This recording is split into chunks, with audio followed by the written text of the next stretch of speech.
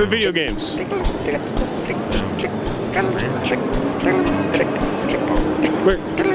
are video games? What are video games? My name is Stu, and I'm here with Gwyn from God Save Birmingham. To start things off, I do have one very simple question. Yes. Why Birmingham? Why not Gloucester? Why not Leeds? Why not Manchester? Yep. So it's a mix of different things. One thing was the more realistic and practical matter of our team is not tiny at this point, but it started tiny, and even now it's not like a huge team. So we wanted a scope of a town of a manageable population, practically speaking, because our goal has been to pretty much turn the entire town's population into zombies. So we looked into different cities in medieval times, and of course, we first gravitated towards London, Paris, like those huge capitals, but they were a bit too big for us to manage. And then we started looking at more mid-sized towns that had a long history that goes back all the way to 1300s, which is when the game is set at. And Birmingham, we did find a lot of information from the Birmingham Museum and Art Gallery, including like a full diorama of sorts that pretty much reconstructed the town around the time period that we were looking for. So we found a bunch of research material that we could refer to, as well as the additional sense of passion from historians in Birmingham and who study Birmingham's history. And we just found it like a great opportunity for us to learn and be able to more faithfully recreate the town in our game. Okay. And as playing through it, I noticed like there's a lot of similarities to early Rust, as well as a lot of inspirations, it feels like, from Zomboid. Are there any more unexpected places you guys are kind of pulling inspiration, pulling ideas from to bring in? Right. Well, we do, of course, first and foremost, have to admit that Zomboid is our primary inspiration. Yes, you caught it, but we do have to give our respect as well, for sure. I guess one of the unexpected ones, even for me, was immersive sims. When you do the physical interactions, you kind of see that the screen turns into like first person, like yeah, when you're picking things like up. Your eye view, like pretty much. Yeah. That part was practically inspired by VR immersive sims, where pretty much every object you can interact with, like throw, touch, like toss around and things like that. Yeah, I was noticing that like a bucket would behave a lot more differently than when you're trying to throw a bench at a zombie. Yep, correct. And in one of the gameplay videos that we have put up on the TV, you might see that there's a scene where someone's trying to put a box onto a zombie and things like that. So this classic Skyrim bucket hat. That, and also one of them was a little chopped tinier, so we were trying to do Metal Gear Solid as well. Okay. Now, this is kind of a very, you actually partially answered this. Now, when does this game take place? Because there's a huge difference between Plantagenet, England, when England was still kind of part of, heavily French influenced, versus York or Tudor England, where they were actually trying to sever that connection. So I guess the time backdrop, actually, it was more, we were trying to aim for like right around the Black Plague.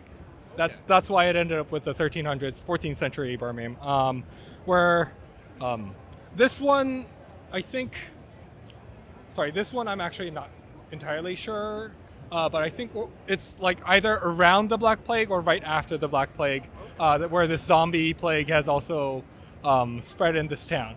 Okay, so it's not just the twist on the Black Plague. It's something that came right after it. Pretty much around, yeah. It's kind of, I think we're still trying to fully see what works best for the game. But yeah, I think one of the newest status ailments, which is diseases, includes the Black Plague. So. And I feel like I was picking up hints of this, but in the future, is there any plan to have like an overarching plot to this? That's definitely on the table. But we're planning to go into early access first, and the early access will definitely focus more on the sandbox side of things. Again, Zomboid inspiration, of course, yeah, influence, yes, for sure. But even that, we are planning to have some very light narrative framework where like it'll guide you through like a set of journal quests in a way to ensure that you're doing the right things for your survival, but you don't have to like strictly adhere. Again, the inspiration and the influence.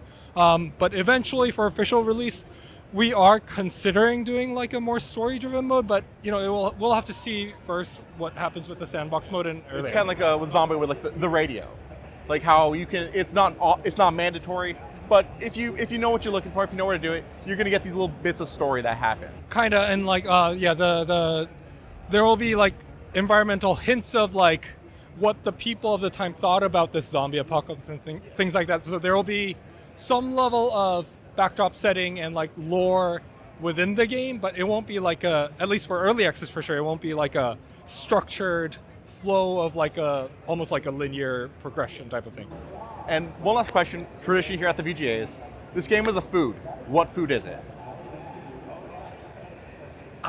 This one's a hard one for me to answer because, again, like I'm not a core developer on the team. So this might be more off the record. It might have to be edited out. Sorry, just putting it out there. I would consider this a steak that's cooked medium rare, between medium rare and well. Okay. Because it takes some getting used to, but once you get the hang of it, there's just so much juice and everything else to enjoy about it. All right. That's how I put it. Thank you very much. Thank you. All right, after the skirmish with the Neopets devs, we are back to it. Oh, hell yeah. Dude, it's the two things I love, fishing and rats. It's a cozy fishing game. Cozy fishing game. And you catch like fish that are too small to normally be in other fishing games. No, I got you. You play like, you can catch like minnows and chumps and like little darters, stuff like that.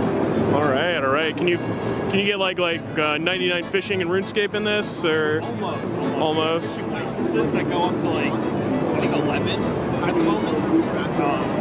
So it's kind of like RuneScape, and only that way and that way only. Awesome, awesome.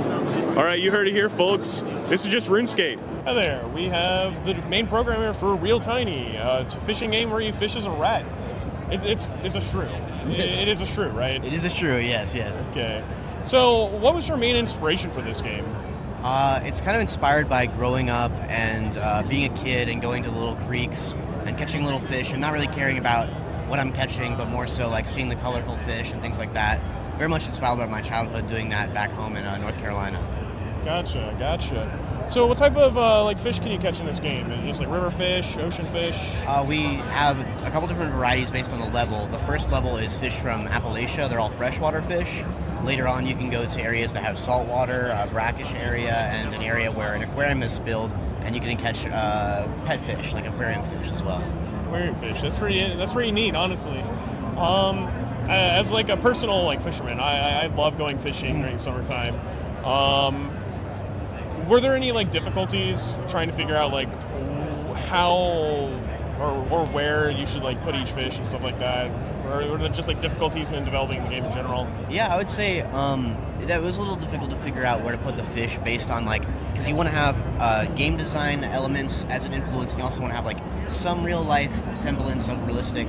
And the way we manage that is the fish kind of react to the river in a dynamic way. So they have influence. They're influenced by the flow of the river, and they make the decision on where to go based on how they react to the flow. So some fish are more comfortable being in the flow, others are more comfortable being on the bottom, and programmatically they naturally will gravitate to the areas that they would be in real life. Oh, so dynamic fish AI. Yes. You hear that, Mario 64? You gotta get your game together. I'm just in love with you guys' game. When I stopped by day one, there was just a lot of buzz around it. Such a cute game. Great characters. Fantastic fishing mechanics from what I saw. Were the fishing mechanics inspired by any other game, or was it just like you said? I kind of they're kind of original actually. I made a giant document because I love fishing games. Right, I love fishing games. I made a giant document where I kind of looked at every fishing game I love and tried to really think about why do I love it at a cognitive level. Why do I love it? And we built this as a team. We built a couple different prototypes based on these mechanics, and at the core, what makes them so fun. And we came up with this one as our favorite of the three that we prototyped. Gotcha. I don't know if there's a single strong influence, but some games that I love that have great mechanics would be Fishing Resort for the Wii, Dredge has great ones. And we looked at how those are so fun when we were deciding how to make our own. Gotcha. So, if you could describe your game as a type of food, what would it be? Type of food? Oh man, I would say that's a great question. I love that. I would say it's kind of like a salad in a way, and like it's like a salad bar salad, and that you can come and you know what you're gonna, you know you're going to get a salad, and that you're gonna get a cozy experience. But you can go to that salad bar, you can get any topping you want, you can kind of play it the way you want to play it, and you can get out of it what you need to. You know, you need to relax, you can get a relaxing experience. You need to, you know, have a fun time talking to little characters. You can get that. I think it's freeform in a way that a salad bar is. So I will say it is like a salad. It's a salad. A nice little fishy salad. Very much. Well, I don't know about that. But You don't know about that one? It's a salad bar salad. I wouldn't put fish on there. Well, anyway, real tiny. Check it out. Really, really cute. Thank you so much. Of course. Thank you.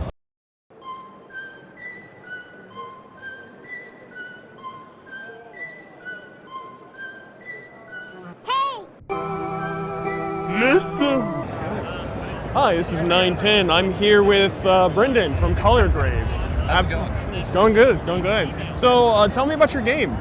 Well, it's a acrobatic action platformer.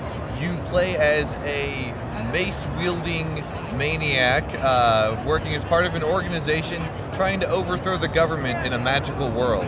So you're searching through the wilderness, trying to find treasures to help accomplish that goal, essentially. Very interesting. I really enjoy games where you're a mace-wielding maniac overthrowing the government. Yeah. You know, it's a really niche market, or a niche genre, you know? Niche genre. But we're happy to cater to that market. Fantastic, fantastic. So, what were your inspirations for actually like making this game? You know, honestly, the biggest inspiration was we wanted to make something that was a little bit inspired by Castlevania. It's been something on my mind for a while, and you can't have that without some kind of ball and chain, you know? So, when I was playing through your demo earlier, I really enjoyed the fluidity, I would say, and the movement mechanics. Are you guys trying to like appeal towards a speedrunner type crowd with that? Yes and no.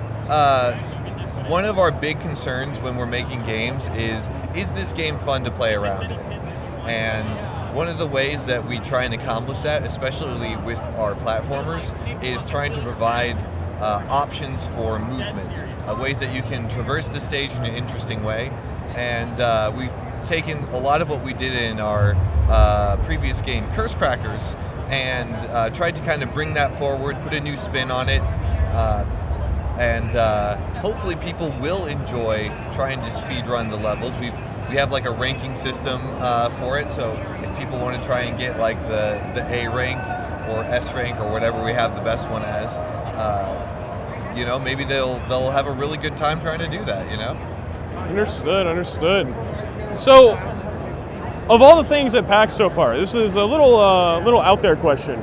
What was your most enjoyable moment at PAX? I think my most enjoyable moment at PAX was, I mean, honestly, getting to meet you and other people that I know. It's what I look forward to every year, whether I'm exhibiting or attending. Understood. Very nice. And one last question. One question we ask every developer, every game, every studio and all that. If you could describe your game as a type of food, what would it be? Fried Oreo. Fried Oreo. How so? Because it's sweet, it's made out of a lot of layers, and we burn ourselves out. We're fried by the end of making it. Fantastic answer.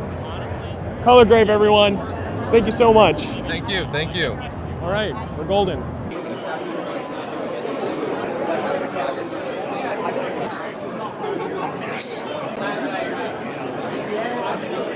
Hey, do you like video games?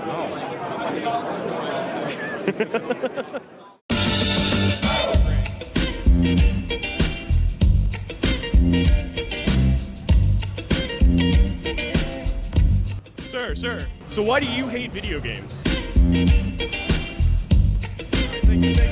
Excuse me, do you hate video games? Yeah. Excuse me. Why do you hate video games? I don't hate video games. Me too.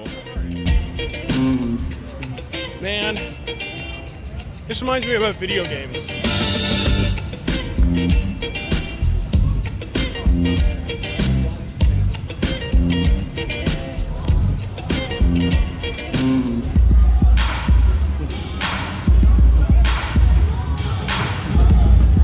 Sir, so why do you hate video games? Are you filming me? Yeah. What'd you want? What'd you say? Why do you hate video games? Why do I hate video games? Yeah. I work at a video game company. We make modern retro video games. I help work on the Angry Video Game Nerd. We brought the whole entire arcade here. We run one of the biggest retro video game conventions in the country. Why do I hate video games? Because what they did to people like me and you and you. Yeah. Look at what video games did to our lives. Yeah. Nothing has done worse to my life than fucking video games. And you guys came and spelled video games right. Yeah. For your goddamn award. Yeah. Me too. All right, I think we need to rephrase this question, guys.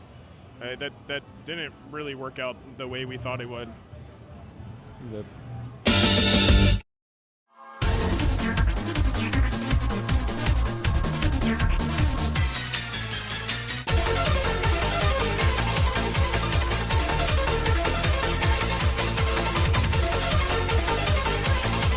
I'm here with Colin of WWI Games. Tell us what your game's all about. Hey, I'm Colin. This is Royalty Free for All. It's a hand-drawn party brawler starring royalty-free characters like Sweeney Todd, Mother Goose, Sir Lancelot. Right now, they're playing on a stage based on Plato's Allegory of the Cave. The background music is actually the oldest song known to history, found in shattered fragments inside a cave. So we're really doing our research, we're really having a lot of fun, and it's great to just see all these wacky animations. We've got big, powerful hits, and it's just a really, really fun time. And Colin, if your game were a type of food, what type of food would it be?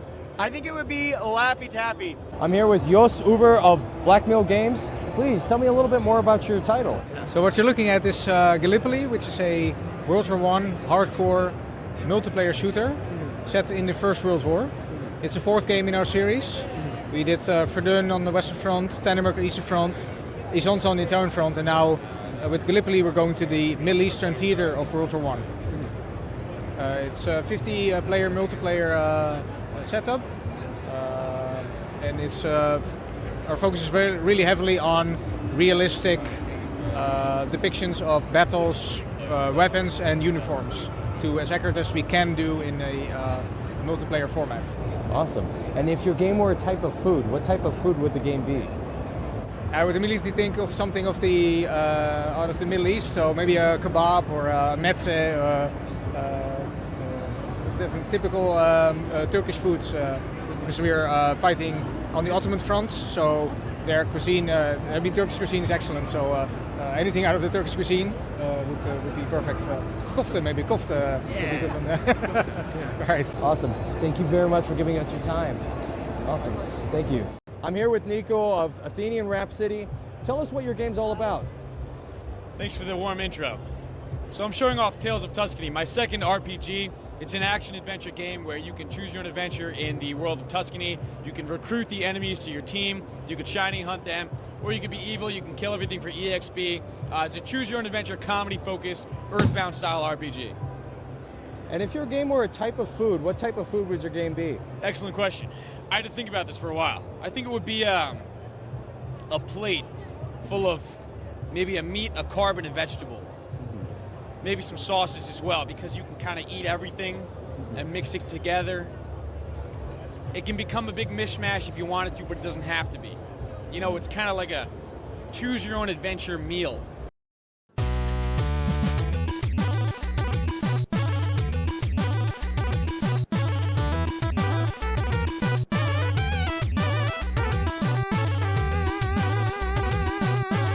The game that won best game no one's ever heard of, and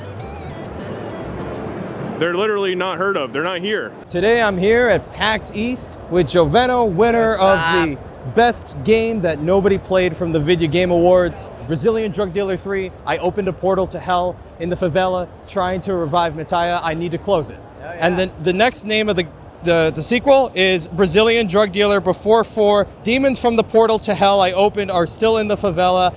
And now I have to say MAMADAS. From Ronaldo. I had to look that up at the iPad. The title is so immense, so amazing. Joveno, how are you doing, man? I'm doing fucking good. It's my first time in America. It's been fucking crazy. Like, yeah, like, it's cold as fuck here, dude. Yeah. Compared to Brazil, like, I'm really happy, dude. Like, my life changed so much. Like, things changed so radically. I'm really happy with the reactions of everyone with Brazilian Drug Dealer Before 4, Demons from the Portal, How I Opened in the Favela, and I have to say MAMADAS from Ronaldo. Say that shit 3 times fast. So, how's the energy like here?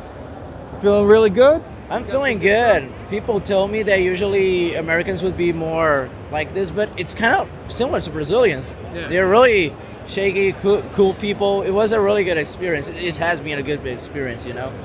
So with Brazilian Drug Dealer Before 4, how is the gameplay like compared to the last game? Well, this time around, the Silva put fireworks up his ass so he can do double jump and dash. Also, there's some really crazy, wacky guns. And like, for example, there's a flamethrower gun that's a freaking Shimahon. That's kind of like the Herb Amati that everyone's drinking here. I don't know the fuck why, but it makes my life easier. I just like show the shit to people and they know what it is, you know? Also, we make like a pork and beans gun. The more you shoot, the more it fucks up the enemy, just like it fucks up asses.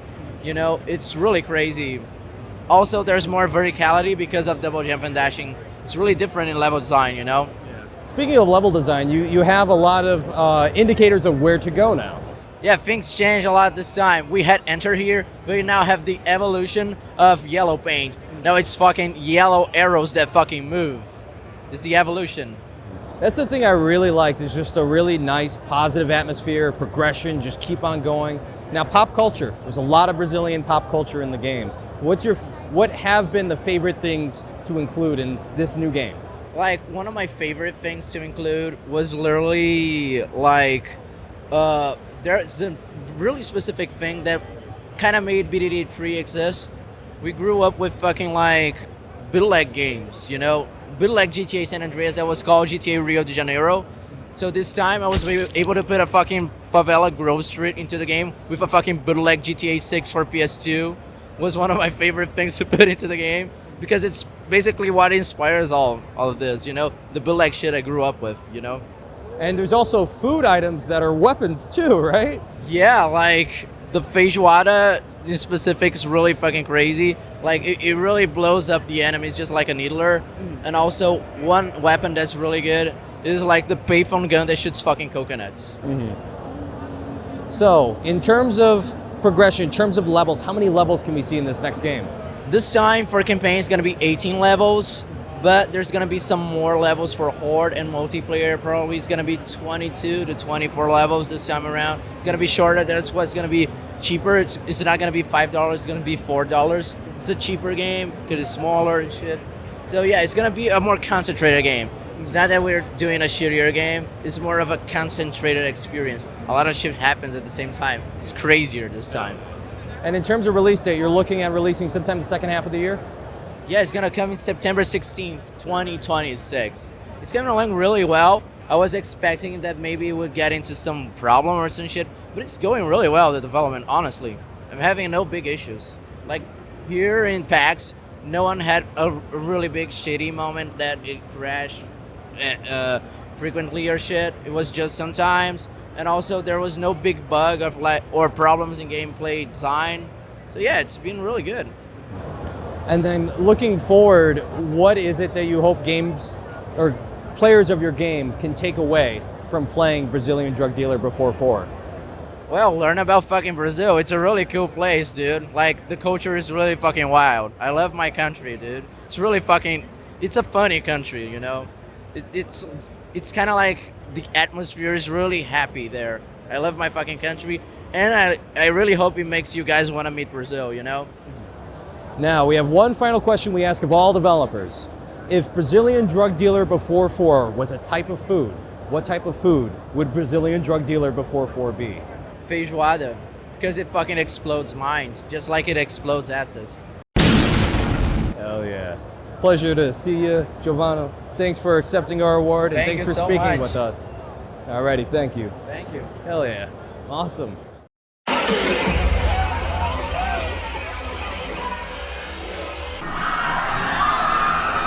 Hi there, everyone. Today I'm here at PAX East, here to interview Squishy, who just released Away From Home. Away From Home was released in December of last year. It's been out for a couple months.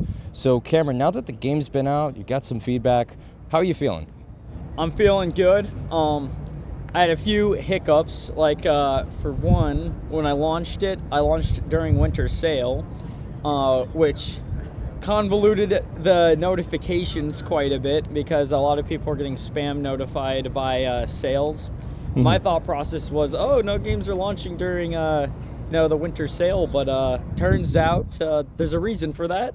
Mm-hmm. I also launched a little bit buggy, so that sucked, but now I'm doing pretty decent. I've gotten a ton of the bugs out, and I'm making like... Don't come after me, IRS, but yeah, you get the idea.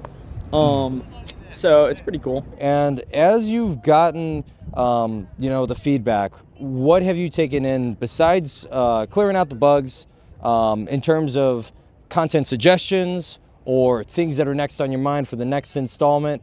How soon do we see that in the works? Yeah, so three answers to that is number one, on the updating front, right? There has been a few complaints that were really good, or suggestions. Like one of them was like easy, normal, hard mode. Because some people complained it's too easy, some people complained it's too hard, so that solved that problem. People want cutscene skipping, so I'll probably add that. So a lot of user-friendly things have been suggested. There is some funny stuff though, because I'm a small team, so obviously if something happens to me, right, no patches get pushed, so I had a patch planned. And I got in a car crash. Someone crashed into me, and I was in another state. So I made a message like, "Oh, it's gonna be 2 more weeks for this patch because I got in a car crash." Mm-hmm. And they're brutal. They're brutal on Steam. They were like, "I believe you've overestimated your capabilities." It's like, I guess I should have swerved left. But besides that, for part 2 in the works, I'm super stoked. I'm wondering if I should make a few smaller games before I move on to part 2, but part 2, I want to make it like a 20-30 hour game, very long game. I do want to upgrade the art and animation, but it's going to first require that, I hire more people, because it took me 10 years to get to this one being done. I'm not doing another 10 years. So, we'll see how it goes. Should be a lot sooner, though, because I can reuse a lot of the code. So I see potentially like 2 to 3 years is when I'll have part 2 done. And awesome. It'll be cool. Hey man, you forgot your mic. Now I got my mic. Oh my God, we're so fucking back. It's all right, gamers. Stay tuned for that. It's coming out in 2-3 years, but let's see what else. So I noticed there are a lot of people made comparisons to Knuckle Sandwich. Why is that? And also, do you hate the Australians? Because you said that there's something about the mini games in there. Okay, so 2 things. One, on the Australians. No, I'm kidding. But no, genuinely, yeah, so it gets compared to Knuckle Sandwich a lot, I think, because of the color palette, color choice. Although mine's more of a gothic pastel, and my animation's more fluent. I believe Andrew Brophy's a lot more shader reliant. I'm a lot more hand pixeled. But yeah, my takes with Knuckle Sandwich, this isn't shade on Andrew Brophy, don't attack my Twitter, but I don't see why it's even called Knuckle Sandwich, because like the demo, like it makes sense for the demo, but they didn't really continue with the like cannibal burger stuff they were doing. It just became like some goblin puzzle game. And at the end, I guess spoilers, at the end for some reason the Wario guy turns into a dragon. That was kind of too goofy of a final boss. So I think the plot got lost somewhere in there.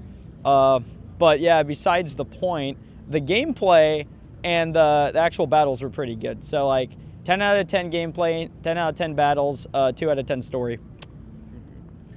And Knuckle Sandwich, I played probably about 5-10 minutes of Knuckle Sandwich. On the other hand, I played your game from start to finish, 3 hours. So with 3 hours, the amount of content that was showcased, like a lot of people felt, it's a high MSRP. How, in terms of budget, do you justify that price? Yeah, so for one, I did end up lowering the price to meet some of those demands. My thought process when launching it was everyone has a price, so at some point it's going to go on sale and meet someone's price because you just lower the you lower the price with every sale, right? So hypothetically, I was thinking people would just eventually get the price they want. But besides that, yeah, the animations are very high frame rate compared to other RPGs. And I didn't want to waste the player's time, so part of why it's so few hours is all of the side missions are optional, all of the side content's optional. There is replayability, so there's some battles you do or don't do depending on decisions you make, including completely unique animations. And the number one reason is I didn't put puzzles in the game because I feel like RPG players don't really like puzzles. I mean, I'm sure there's a few people out there that do, but I've never played an RPG and felt stoked about wasting an hour doing a puzzle. So my playtime is quite low because I didn't force players to do things they don't want to do. So, yeah. Yeah, that's fair. And in terms of the amount of side monsters that you fight, are you looking into adding more variety into the existing content, or in a sense of like monsters, or for what you have now for Away From Home, do you plan on adding additional content into that game as it stands? Yeah, actually, as we speak, I even pushed a content update that added like 4 unique rhythm, like quick time events, which are like Rhythm, Heaven Fever, Vibed. I actually haven't announced it yet because the way Steam works, you get like limited times you can do visibility pushes. So I haven't announced it, which has actually got the player base kind of annoyed, even though it's actually in there and they just don't know it. But I will officially announce it once I can do my next visibility push, because yeah, you're not able to just do that whenever. So. Anything else you'd like to share for anyone? Yeah, no. So it's been a good weekend at PAX. In terms of anything that you picked up this weekend, any like most helpful feedback, or in terms of what really you're excited to work on next with this game? Yeah, I'm definitely excited to work on part 2, and I think in a very foreseeable future, I'll be giving updates on that. The problem is, part 2 might be a little too high detailed. I like doubled the art quality again, and I don't think my budget's gonna be able to handle that. So I think I might just have to continue with this art style. We'll see, but maybe I'll work with a publisher someday. Maybe I'll stay working self-published. Maybe I'll do a Kickstarter. Who knows? But I will know, and probably within a year. All right, so that's it. Thanks for watching this interview, and thanks for tuning in to our PAX East content. This has been Squishy Cameron, Away From Home. We thank him so much for his time and dedication in getting a post-release interview, our first. So thank you so much for that, Cameron, and we're out of here. Cool. All right, that's the end of the featurette. Goodbye. Goodbye. Goodbye. Bye. And that was it. I guess we really were the PAX. It says Speranza, but I read it as Spermza. Do you like video games? Nah, man. Video games fucking suck.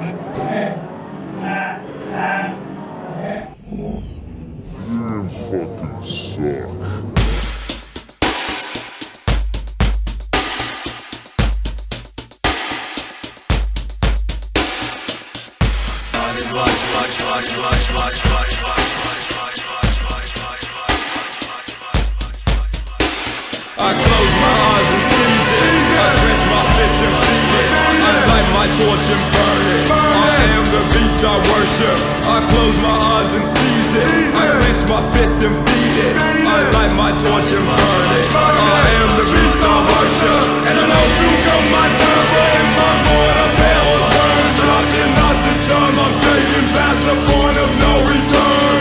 Wage war like no tomorrow, 'cause